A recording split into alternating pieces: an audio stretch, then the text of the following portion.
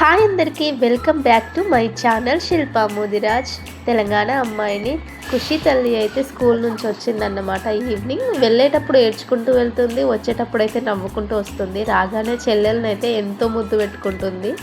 అసలు ఈ మధ్య హెల్త్ ఇష్యూస్ అయితే నాకు బాగా వస్తున్నాయి. ఎందుకో కానీ కళ్ళు బాగా మండుతున్నాయి, నోట్లో కూడా పొక్కులు వచ్చాయి. వేడి బాగా చేసింది. వేడి బాగా చేయడానికి కారణం వాటర్ తక్కువ తాగడం అట. వెంటనే ఇంకా యూట్యూబ్లో సెర్చ్ చేసి చూసాను, నోట్లో పొక్కులు ఎందుకు పొడుస్తాయి, కళ్ళు ఎందుకు మండుతాయి అని. అంతే, నాకు ఏదైనా హెల్త్ ఇష్యూస్ వస్తే వెంటనే యూట్యూబ్లో సెర్చింగ్ చేసి చూస్తాను. ఇంకా వాటర్ అయితే ఎక్కువ తాగడం మొదలుపెట్టాను.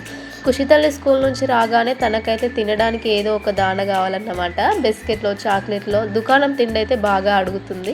ఇక తనకి మళ్ళీ హ్యాపీ బిస్కెట్లే కావాలి, మళ్ళీ వేరే అయితే ఏమీ తినదు. ఇక ఖుషి తల్లికి అయితే బిస్కెట్స్ ఇచ్చేసి నా కోసం, చూచు కోసం అయితే రాగి జావా ప్రిపేర్ చేస్తున్నాను. అన్నట్టు రాగి జావా ప్రిపేర్ చేయడం మీకు వచ్చా? ఇది కూడా నువ్వు చెప్పాలా ఏంటి, మాకు తెలీదా అని మీరు అనుకోవచ్చు. కానీ కొందరు తెలియని వాళ్ళు ఉంటారు కదా, వాళ్ళ కోసమే చేస్తున్నాను. ఏం లేదు, నేను ఇప్పుడైతే 2 గ్లాసుల రాగి జావా ప్రిపేర్ చేస్తున్నాను. అందుకోసం 2 గ్లాసుల వాటర్ అయితే ముందుగా మనం బాయిల్ చేసుకోవాలి. కొద్దిగా సాల్ట్ వేసుకొని 2 టీ స్పూన్ల రాగి పిండి అయితే రెడీమేడ్గానే తీసుకున్నాను నేను ప్యాకెట్.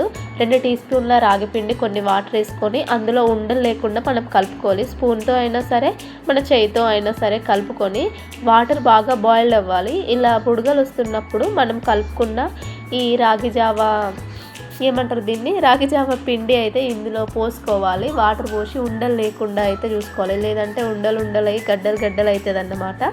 సో ఇప్పుడు ఇది బాయిల్ అయ్యేలోపు మళ్ళీ సెకండ్ దానా ఇప్పుడు ఖుషి తల్లికి ఇక్కడైతే మిక్చర్ అయితే ఇచ్చాను నేను. ఇక్కడ కొన్ని కింద పడ్డాయి కూడా, మీరు అనుకోవచ్చు కింద పడుతున్నాయని. బిస్కెట్ తినడం అయిపోయింది, ఇంకా జావా మేమైతే మా కోసం ప్రిపేర్ చేసాము. ఖుషి తల్లి కోసమేమో ఇక్కడైతే కార ఇచ్చేసాను. ఇక్కడ ఇంక ఇది పొంగిపోతుంది రాగి జావా, తొందరగా వచ్చేసి చూస్తున్నాను అన్నమాట. ఏమనుకోకండి, నాకైతే కొంచెము నత్తి వస్తుంది టెన్షన్తో వాయిస్ ఓవర్ ఇవ్వాలంటే. నేనైతే ఒక గ్లాస్లో రాగి జావ తాగేసాను, చూచు తల్లికి కూడా తాపిస్తున్నాను. అప్పుడే ఇక 5 అవుతుంది. ఇల్లు అయితే ఊడవడం మొదలు పెట్టాను.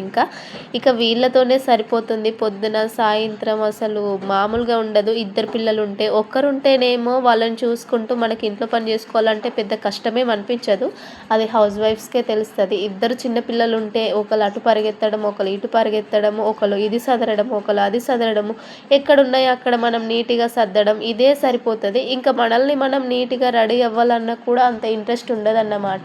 సో చాలామంది అంటూ ఉంటారు పిల్లలు పుట్టగానే పిచ్చిదానిలాగా ఉంటుంది అనేసి. ఈ మధ్య నేను ఒక వీడియోలో చూసాను అన్నమాట, పిల్లలు పుట్టగానే మీరు పిచ్చోళ్ళు కాలేదు, మిమ్మల్ని మీరు మంచిగా రెడీ అయ్యండి అని, రెడీ అవ్వండి అనేసి ఇన్స్టాగ్రామ్లో ఒక అన్న అయితే రీల్ చేశాడు. నేను దానికి చెప్తున్నాను అన్నమాట.